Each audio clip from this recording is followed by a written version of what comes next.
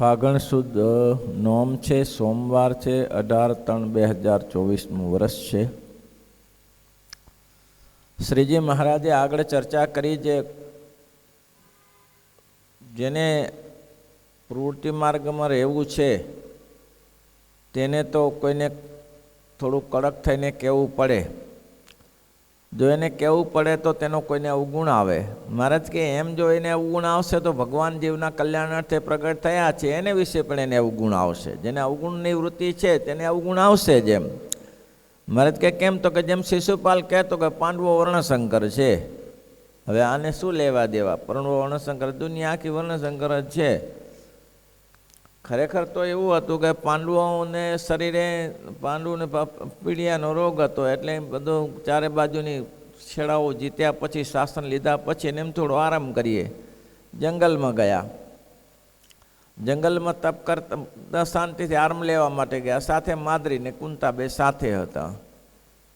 પણ થયું શું ભાઈ, ઘણીવાર એવી તકલીફો થતી હોય છે.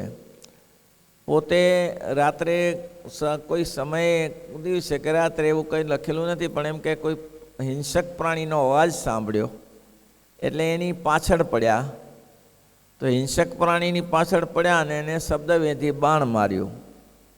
તો બાણ માર્યું તો હિંસક પ્રાણીને તો બાણ ન લાગ્યું, પણ કિંગડમ ઋષિ હતા એને બાણ લાગી ગયું. કિંગમ ઋષિ પણ જંગલમાં તપ કરવા આવ્યા હતા, એને પત્ની સહિત આવ્યા હતા. હવે એમને વાસનાનો ઉદય થવાથી એ પત્નીની સાથે તે વિહાર કરતા હતા. પણ મનુષ્ય જન્મમાં સારું નહીં, એટલે કિંગડમ ઋષિએ મૃગનું રૂપ લીધું અને એના પત્નીએ મૃગલીનું રૂપ લીધું અને વિષયમાં આસક્ત થયા. એ જ ઘડી આનું બાણ એને લાગ્યું. બાણને લાગતાની સાથે જ એને શ્રાપ આપ્યો કે અમે જેમ સ્ત્રી પતિ પત્નીમાં આસક્ત થઈને આ મરણ થાય છે, તેમ તું જો તારી બંને પત્ની ગમે તે જ આસક્તિ રાખીશ અને એનો જો સ્પર્શ કરીશ તો તારું મરણ થશે. આવો શાપ થયેલો કિંગડમ ઋષિનો. પણ એને પછી વિચાર્યું, માદ્રીને એને કહ્યું કે ભાઈ હવે આપણે આ વ્રત લઈ લઈએ કે મારે કોઈનો સ્પર્શ કરવો નથી. તો બંને પત્નીઓએ સંમતિ આપી કે કંઈ વાંધો નહીં, આપણે સાનુકૂળ થાય. પણ હવે વંશવેલો નહીં, એના માટે શું કરવું? એટલે બંનેને પૂછ્યું કે આપણે કંઈક વંશને માટે કરવું જોઈએ. ત્યારે કુંતાએ કહ્યું કે મને દુર્વાસાજીના વચન છે અને એના આશીર્વાદ છે, એનું વચન છે, તો એના થકી મને દીકરો થશે એમ. એટલે એમને પછી એના મંત્રનો ઉપયોગ, 5 મંત્રના ઉપયોગ કર્યા. એમાંથી એક તો કર્ણ થઈ ગયેલા. 5 મંત્રના ઉત્તરમાંથી એક ધર્મરાજાના થકી પુત્ર, ઇન્દ્ર થકી ઉત્પન્ન થયો, વાયુ અશ્વિનીકુર થકી ઉત્પન્ન થયા, પુત્ર થયા, વાયુદેવ થકી થયા. આ રીતે પુત્રની ઉત્પત્તિ થઈ. એટલે ભગવાનનું એમાં કંઈક એને ખોટું કર્મ કર્યું નથી, એ તો ભગવાનના વચન પ્રમાણે રહ્યા છે. એને જે ઋષિના આશીર્વાદ પ્રમાણે સંતાનો થયા છે. તો એટલા માટે એને વર્ણશંકર કીધા. પણ એમ જો વર્ણશંકર લઈ તો પાંડવ કુળમાં તો ચિત્રકેતુને વિચિત્રકેતુનું મૃત્યુ થયું હતું. એટલે એ વ્યાસ થકી ઉત્પન્ન થયા, એ વર્ણશંકર જ હોય. પણ આવો બધો એને ભગવાને જે કર્યું છે એમાં આવું કંઈ કરવું કંઈ જરૂર નથી હોતી. પણ શિશુપાલને બધું અવળું જ દેખાય. મેં કીધું ને, જેને પીડિયાનો રોગ થયો હોય એને બધું પીળું જ દેખાય. એને પછી ગમે એટલું હોય તેમ કે આ બધું પીળું છે, આ બધું પીળું છે. કેમ? ખરેખર આંખમાં રોગ એને છે, પણ દેખાય છે સામાન્ય પીડિયા. એટલે કે છે કે તો સંત થશું કલ્યાણકારી નથી, ભગવાનના અવતાર થશે કલ્યાણકારી નથી, તે કલ્યાણકારી છે. પણ જેને અવળી બુદ્ધિ હોય તેને અવળું સૂજે. જેમ શિશુપાલ એમ જ કહેતો પાંડવો વર્ણશંકર છે, 5 જેણે એક સ્ત્રી રાખી માટે અધર્મી પણ છે. હવે આમાં થયું શું? 5 જણા એક સ્ત્રી રાખી દ્રુપદ રાજાને ભગવાન શ્રી કૃષ્ણએ સમજાવ્યું હતું. જ્યારે એના લગ્ન થયા ત્યારે એમ કહ્યું હતું કે તમારી દીકરીએ દ્રુપદ રાજાને દુઃખ થયું કે 5 જણા થઈને દ્રૌપદીની સાથે રહે એ સારું નથી. એટલે એને કહ્યું કે આ તો વ્યવહાર યોગ્ય નથી, 5 જણાએ એક પત્નીનો અંગીકાર કરવો. ત્યારે ભગવાન શ્રી કૃષ્ણએ કહ્યું કે તમારી દીકરીને શિવજીએ વરદાન આપ્યું છે. પહેલા જન્મમાં એને કોઈ પતિ મળતો નહોતો, એટલે એને શિવજી પાસે તપ કર્યું અને શિવજી પાસે તો શિવજી પ્રસન્ન થયા. એટલે પ્રસન્ન થઈને શિવજીને વરદાન આપ્યું કે મને વર આપો, વર આપો, વર આપો, પતિ આપો, પતિ આપો, 5 વાર બોલ્યા. ત્યારે શિવજીએ કહ્યું કે તથાસ્તુ, તથાસ્તુ, તારા 5 પતિ થશે, 5 વાર માગ્યું છે ત્યારે. પણ તને કેવા પતિ જોઈએ તે કહે. તો કે ધર્મમાં નિષ્ઠાવાળા જોઈએ, વીર પુરુષ જોઈએ.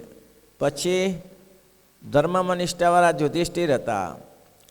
પછી બહાદુર જોઈએ, પરાક્રમી જોઈએ, તો એમાં ભીમ થયા.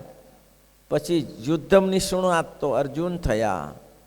સહદેવ બહુ રૂપવાન, નકુલ બહુ રૂપવાન થયા. સહદેવ ત્રિકાલાબાધિત થયા. જે જે વરદાન માગ્યા તે પ્રમાણે 5 પતિ થયા. દ્રુપદને કહ્યું આ તારી દીકરીએ માગેલું છે અને એમ જ છે. ને તે સમયમાં આ પણ રિવાજ પણ હતો કે એક ઘરમાં 1 પત્ની પતિ, 5 પતિ કે 4 જણા પતિ રાખે, એ સમયનો રિવાજ હતો. એટલે ભગવાને કહ્યું કે એમાં એને અસત્ય શું કર્યું, પણ અવળી બુદ્ધિવાળાને અવળું સૂજે એટલું ધ્યાન રાખ. ગમે એટલું સારું હોય ને, કાંઈક ખોચ કાઢે. ઠાકોરજીના તમે વાઘા પહેરાવ્યા હોય, બહુ સુંદર સંતોએ મહેનત કરી હોય, આટલું કર્યું હોય, તે કર્યું હોય, પણ શું કે આ બરોબર હાર ઊંધો પડ્યો, તે હવળો થશે, તું હવળું જો ને, શુક્રા ઊંધું જોઈએ. તો એટલા માટે કહે છે જેને અવળું સૂજે તેને અવળું જ સૂજે, સવળું સૂજે જ નહીં. અને 5 જણા સ્ત્રી રાખે. શ્રી કૃષ્ણ તો પાખંડી છે. કેમ? જે એને જન્મ થયો ત્યારથી જ પહેલી સ્ત્રી મારી. હવે હા, પૂતના હતી, હત્યારી હતી. પૂતના શું ધંધો કરી દીધી, બધા બાળકોને મારી નાખ્યા. આવી હત્યારી હતી. તો શ્રી કૃષ્ણ ભગવાને જન્મની સાથે જ આ પહેલી જ સ્ત્રીનો નાશ કર્યો. કારણ કે જે જીવ પ્રાણી માત્રને હનન કરે છે એના માટે ભગવાન કે મારો અવતાર છે અધર્મીઓનો નાશ કરવા માટે. અને એને તો ભગવાને પાછી સારી ગતિ આપી. પૂતના કંઈક બાળકોને ગોકુળમાં મારી નાખ્યા, છતાંય ભગવાને એમ કહ્યું કે એને મેં મા જશોદાજીના સમાન ગતિ આપીશ. આવું તો ભગવાનનું ઉદારપણું છે. પણ એમાં એને દોષ કાઢ્યો. ત્યાર પછી બગલો માર્યો, બકાસુર આવ્યો. ભગવાનને મારવા બાળકોની સાથે રમતા હતા ત્યારે ભગવાન એને ચાંચ ફાડીને પૂરો કરી નાખ્યો બકાસુરને. એમાં શું ખોટું કર્યું? રાક્ષસોનો નાશ કરવો, એના માટે તો ભગવાન કે મારો જન્મ છે. જન્મતાની સાથે એક સ્ત્રી મારી, પછી બકાસુર માર્યો, આ બધા કામ કર્યા. બગલો માર્યો, વાછડો માર્યો, વત્સાસુર આવ્યો, એ પોતે વાછડાની ભેગો ભળી ગયો. શ્રીમદ ભાગવતની અંદર કથાઓ બધી વિસ્તારથી લખેલી છે. ભગવાનના ભક્તને વાંચવી જોઈએ. વત્સાસુરને એનું ઉચ્છેદન કર્યું. વત્સાસુર બાળકોની વાછડાઓની ભેગા ભળી અને ભગવાન શ્રી કૃષ્ણને મારવા મૂકતો. આ બધા કંસના મૂકેલા હતા અને અવળા રૂપ લઈને મારતા હતા. ભગવાને એનો નાશ કર્યો. મધના પૂળા ઉકેડે તેણે કરીને મધુસૂદન કર્યો. અલ્યા, હવે ક્યાં ભટકાયું? હવે મધના સૂદન નથી, મધુ નામે ને કૈટબ નામે 2 અસુરો હતા. ભગવાને મધુ કૈટબનો નાશ કર્યો એટલે ભગવાનને મધુસૂદન કીધા. આને કેવડું અવળું લીધું કે એ કૃષ્ણએ મધના પૂળા ઉખેડ્યા, માથે એને મધુસૂદન કીધું. એને કંઈ મધુ નામનો દૈત્ય માર્યો નથી. ખરેખર તો મધુને કૈટબ નામના અસુરનો એને નાશ કર્યો હતો. તેણે કરીને એનો ભગવાન થયો. એવી રીતે ભગવાનના ભક્તનો અવગુણ અસુરી બુદ્ધિવાળા શિશુપાળ તેને લીધો. અવળું શું છે? જેને ગમે એટલું સારું હોય, પણ જેને અવળી જ બુદ્ધિ હોય, બુદ્ધિ શાપિત થઈ ગઈ હોય. મારે કે કેમ શાપિત થઈ ગઈ હોય? અને આની શાપિત જ હતી ને કે નહીં? હિરણાક્ષ, હિરણ્યકશિપુ, રાવણ, કુંભકર્ણ,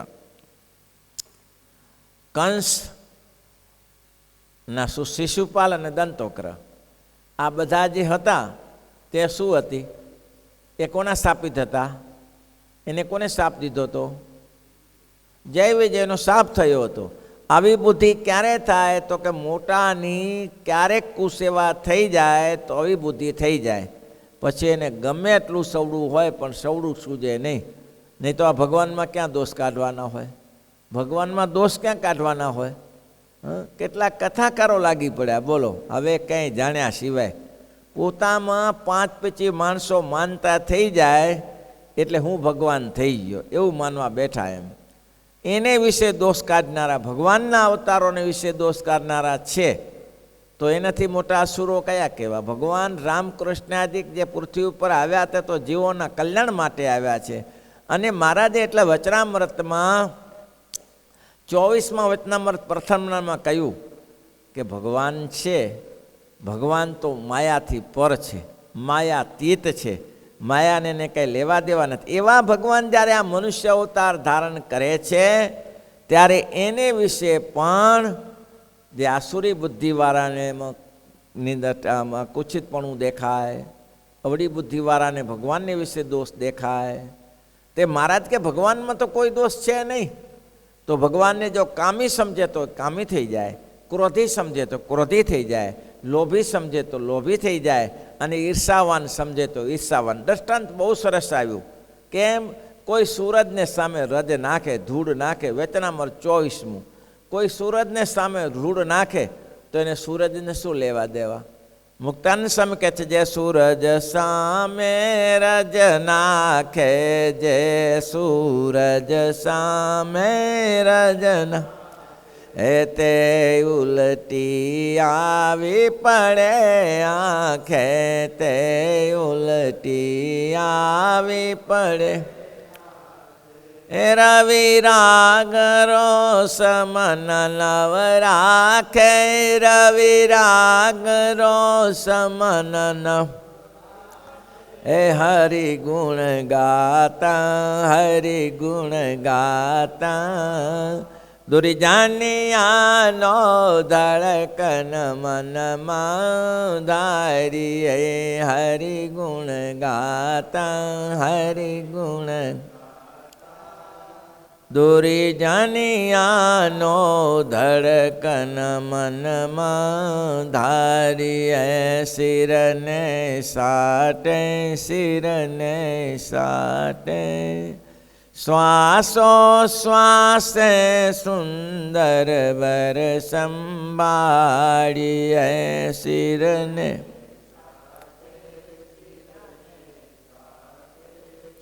શ્વાસો શ્વાસે સુંદર સ્વર સમ. સૂરજ સામે કોઈ ધૂળ નાખે, ભગવાન તો કલ્પવૃક્ષ સમાન છે. ભગવાન અને ભગવાનના ભક્ત કલ્પવૃક્ષ સમાન છે. જેવું ચિંતવો એવું પ્રાપ્ત થાય. કલ્પવૃક્ષને જે નીચે જઈને કુવાડો માગે તો કુવાડો માગે, લાડુ માગે તો લાડુ માગે, હાથ ઘોડો માગે તો ઘોડો માગે, તરવાર માગે તો તરવાર માગે. જેવી જેવી કલ્પના કરશો તેવું પ્રાપ્ત થશે. ભગવાનના અવતારો ચિંતન. મારે પહેલું વચનામૃત શરૂ કરતા જ કીધું ભગવાનની મૂર્તિ તો ચિંતામણી સમાન છે. જે જે ચિંતવશો તે પ્રાપ્ત થશે. તો મહારાજ કે સૂરજ સામે રજ નાખે તે આંખીમાં પડે, એ સૂરજને કંઈ લેવા દેવા નથી. તેમ મહારાજ કે ભગવાનના ભક્તો ભગવાનના અવતારોમાં જે દુર્ગુણ જુએ છે એને દુર્ગુણ થઈ જાય. પણ મહારાજ કે જો એટલો ભગવાનના વિશે સદગુણો જુએ તો પોતે સદગુણી થઈ જાય છે. નેત્રે કરીને જો ભગવાનનું રૂપ જુએ કે હો ક્યાં મૂર્તિ, તો એને એ મૂર્તિ પોતામાં વસી જાય છે. કાને કરીને ભગવાનના કથાને સાંભળે તો એના કાન નિર્મળ થઈ જાય છે. મહારાજ કે વાણીએ કરીને એનું વર્ણન કરે તો એની વાણી નિર્મળ થઈ જાય છે.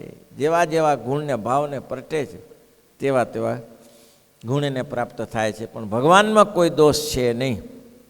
તેમ મહારાજ કહે છે, આસુરી અવગુણ, આસુરી બુદ્ધિવાળો શિશુપાલ તેણે અવગુણ લીધો, પણ ભગવાનના ભક્ત હતા તેને કંઈ અવગુણ લીધો નથી.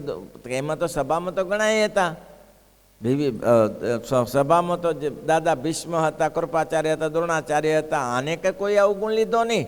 પણ આસુરી બુદ્ધિવાળા શિશુપાલે અવગુણ લીધો. આવું થયું. પણ ભગવાનના ભક્ત તેને અવગુણ લીધો નહીં. માટે એવી જાતનો જે અવગુણ આવે તેને આસુરી બુદ્ધિવાળો જાણે. તારે મુનિએ પૂછ્યું છે મહારાજ, મુનિ એટલે જોગાનંદ મુનિ, કહે જોગાનંદ મુનિ રાય ભજી લો પ્રીતે, કહે જોગાનંદ મુનિ રાય ભજી લો પ્રીતે, નહીં આવે જમના દૂત કે શાસ્ત્રની રીતે, નહીં આવે જમના. શાસ્ત્રની રીતે નહીં આવે જમના દુઃખ કે શાસ્ત્રની રીતે નહીં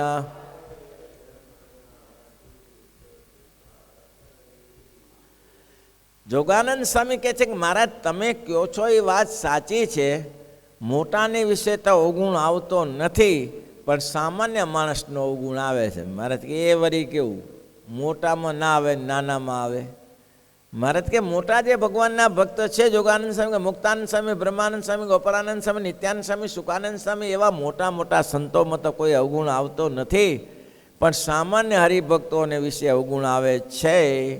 ત્યારે મહારાજે બહુ સરસ કહ્યું. મહારાજ બોલ્યા જેમ તમે સમજો છો તેમ નાનપ મોટપ નથી. મોટપ તો પ્રત્યક્ષ ભગવાનના નિશ્ચય કરીને જ છે. આ ભગવાન મળ્યા છે તેનો જેવો નિશ્ચય તેવી મોટપ. મારે વાર ઘડી પ્રગટપણું બતાવ્યું છે, પ્રગટપણું વાર ઘડી બતાવ્યું છે. નિશ્ચય તો ભગવાનના પ્રગટપણાનો નિશ્ચય છે, એને કરીને જ છે. મારે કે તમે ધારો તેમ નિશ્ચય નથી. અને ભગવાનની આજ્ઞાની વિશે વર્તવારૂપી નિશ્ચય છે, વર્તવારૂપી આજ્ઞા છે તેમાં નિશ્ચય છે, એની મોટપ છે. ભગવાનની આજ્ઞા બિલકુલ પાળતો ન હોય તો ગમે તો મોટો દેખાતો હોય તો શું મોટો, ભલે ઊંટો જેટલો ઊંચો હોય ને, જીરાફ જેટલો ઊંચો હોય ને તોય શું કામનો. ભગવાનની આજ્ઞા પાળે તો નાનામાં નાનું. આગળ પણ વચનામૃતમાં કીધું કે એવી મોટપ તો વ્યવહારના માર્ગમાં છે. કેમ જેને એક ઘોડું ન હોય એના કરતાં ઘોડુંવાળો મોટો, એક ઘોડા કરતાં 5 ઘોડાવાળો મોટો, એ તો વ્યવહારના માર્ગમાં છે. વચનામૃત તો ગૂંથાયેલા છે એકથી એકમાં ને બીજાથી બીજામાં, જો વિચાર મનન કરો તો મહારાજ કે મોટપ તો પ્રત્યક્ષ ભગવાનના નિશ્ચય કરે તથા ભગવાનની આજ્ઞાને વિશે વર્તવે કરીને છે. અને 2 વાના જેને ન હોય તે ગમે તેવો વ્યવહાર કરીને મોટો હોય તો નાનો જ છે.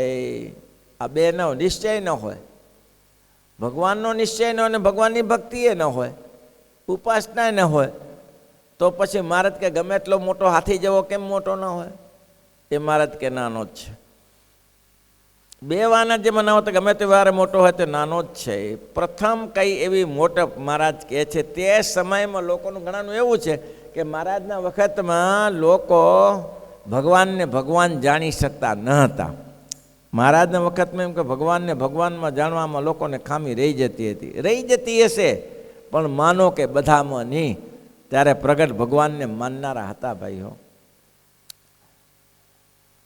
સિદ્ધાનંદ સ્વામી, આધારાનંદ સ્વામી લખે છે કે શ્રીજી મહારાજનો નિશ્ચય કેવો હતો એની વાત લખે. મહારાજનો નિશ્ચય કેવો હતો પ્રગટ પુરુષોત્તમ નારાયણનો, તો કે કેવો હતો? સંતો સભા થાય ત્યારે મહારાજની સામે ચકોર પક્ષી જેમ જુએ તેમ એકટસે જોઈ રહે. મહારાજ કથામાંથી ઊભા થાય ત્યારે મહારાજની પાછળ દ્રષ્ટિ રાખે અને મહારાજની પાછળ પાછળ જાય. અને શ્રીજી મહારાજ પોઢવા જાય ત્યારે પણ એના સામે દ્રષ્ટિ માનીને આધારાનંદ સ્વામી કહે છે કેવાય કેટલાય એવા ભક્ત સંતો હતા કે મહારાજના દર્શન કરી કરીને ચોધાર નેત્રે રડતા હતા. ચોધાર નેત્રે આંસુમાં ધારા થતી હતી અને અખંડ ભગવાનને સામે જોઈ રહેતા, નિશ્ચય વગર જોઈ રહેતા હશે. અને જ્યારે ભગવાન પોઢવા જાય અને જ્યારે ભગવાન પોતાના ઉપર કપડું ઓઢી જાય પછી સંતો સુવા જતા. મુક્તાનંદ સ્વામી, ગુણાતીતાનંદ સ્વામીનું દ્રષ્ટાંત છે. ગુણાતીતાનંદ સ્વામી મહારાજ સભા કરીને ઊભા ત્યાં રાત્રે 2:12 વાગી ગયા હશે. ત્યાં સુધી મહારાજની સભાના દર્શન કર્યા. મહારાજના દર્શન કર્યા 12 વાગ્યા પછી મહારાજને કંઈક દાદા ખાતરના દરબારમાં કામ હશે વ્યવહારિક, એટલે મહારાજ દરબારમાં ગયા. એટલે નિષ્કુળાનંદ સ્વામી કહે છે, ગુણાતીતાનંદ સ્વામી ત્યાં નવેરી હતી, ખરેંચી હતી, એમાં ઊભા રહ્યા. ચોમાસાની ઋતુ હતી, થોડા થોડા પાણીના ટીપા છાંદા પડતા હતા, પણ સ્વામી ઊભા રહ્યા. રાત્રિના સમયમાં મુક્તાનંદ સ્વામી બાથરૂમ જવા ઊભા થયા તો કોઈ પડછાયો જોયો. એટલે પૂછ્યું કે કોણ છે? એટલે સ્વામી ગુણાતીતાનંદ સ્વામી પગે પડ્યા. તમે સ્વામી? તો કે હા સ્વામી. કંઈ કામ હતું? ના સ્વામી, કંઈ કામ નહોતું. મહારાજના દર્શન તો કર્યા, પણ મને એમ થયું કે દાદાના દરબારમાં ગયા છે, હમણાં આવે અને આ પોઢવા જાય પહેલાં એકવાર દર્શન કરી લઉં એમ. એકવાર દર્શન કરી અને પછી સુવા જાઉં. ઓહો હો હો. મુક્તાનંદ સ્વામી રાજી થઈ ગયા કે ઓહો સાધુરામ, તમને ધન્યવાદ છે. આખો દિવસ તમે અમારી સાથે રહ્યા, ધ્યાન ધારણા શીખ્યા, પણ તમને જે મહારાજની મૂર્તિનું તાન છે, અહો અહો અહો, આવું તાન તમને ભગવાનની મૂર્તિનું. તો મહારાજનો પ્રત્યક્ષ નિશ્ચયવાળા આવા હતા. ગુણાતીતાનંદ સ્વામી કેવો જેવો છે તેવો એનો મહિમા સમજીએ તો ગાંડા થઈ જવાય એવી મહારાજની તાકાત હતી. અને કેટલાક લોકો કે આવું બધું કર્યું કેમ, તો કે ત્યારે મહારાજનો મહિમા નહોતો એટલે લોકોને મહારાજ એવું કરવું પડ્યું. બાકી મહારાજનો તો મહિમા તે સમય હતો. એટલા માટે કે છે અક્ષરાથી જેવા જે ભગવાન પુરુષોત્તમ તે અમને પ્રત્યક્ષ મળ્યા છે, આવો નિશ્ચય હતો. મહારાજ કહે છે આ સમયમાં તો બધા હરિભક્તોને એવો નિશ્ચય છે, અક્ષરાતીત પુરુષોત્તમ નારાયણ ભગવાન અમને પ્રત્યક્ષ મળ્યા છે અને કૃતાર્થ થયા એમ સમજીને પ્રત્યક્ષ ભગવાનની આજ્ઞામાં રહ્યા થકા તે ભગવાનની ભક્તિ કરે છે. માટે જે હરિભક્ત તેનો કંઈક દેવ સ્વભાવ જોઈને તેનો અવગુણ લેવો નહીં. દેવ સ્વભાવ જોઈને અવગુણ, કોઈને ખાવાની ટેવ હોય, દોડવાની ટેવ હોય, બોલવાની ટેવ હોય, તો એમાં તમે જો અવગુણ લેવા જશો તો કોઈ ના નહીં રહો, હમુરાઈ જશો. માટે નાના નાના એવા દેહી સ્વભાવ જેને અવગુણ લેવો નહીં. અવગુણ લીધાનો સ્વભાવ હોય તેની તો આસુરી બુદ્ધિ થઈ જાય છે. અવગુણ લેવાનો સ્વભાવ હોય તેને આસુરી બુદ્ધિ થાય છે. માટે સાવધાન રહેવું. આવો સત્સંગ નહીં મળે સંતો, આવો દિવ્ય ભાવ નહીં મળે. આપણે સ્વામિનારાયણ ભગવાનના છીએ એટલે મોજથી રહીએ છીએ, ખાઈ પીને આનંદ કરીએ છીએ. ક્યાંથી આવે છે ને ક્યાંથી જાય છે ખબર નહીં પડતી. કંઈ આપણે બળદ ખેતી કરવા ગયા નથી, ટ્રેક્ટર ચલાવવા ગયા નથી. અને સેજે સેજે મહારાજ બધું આપે છે. કેમ, તો કે શ્રીજી મહારાજની આજ્ઞામાં છીએ ત્યાં સુધી. આજે શ્રીજી મહારાજે જે પ્રબંધ બાંધ્યો છે ધન સ્ત્રીના ત્યાગી, ધનમાં આસક્તિ નહીં.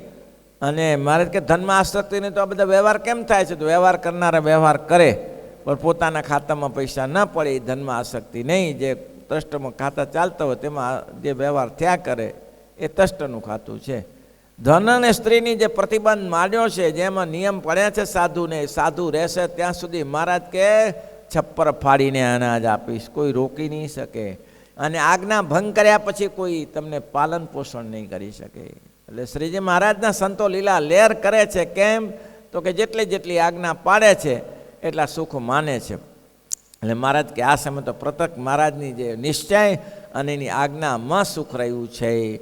તો ક્યારે પણ એવું નાના નાના કોઈના દોષ જોઈને, દેહ સ્વભાવ જોઈને અવગુણ લેવો નહીં. સુખી થવું હોય તો, અને આપણે આપણા વર્તનમાંથી ચૂકવું નહીં. જે જાહો જલાલી ભગવાને આપી છે એમાં છકી જવું નહીં. તો મહારાજ કે સુખી થવાય. શ્રીપતિ શ્રીધરામ સર્વદેવ વમ હરે માધવમ કેશવમ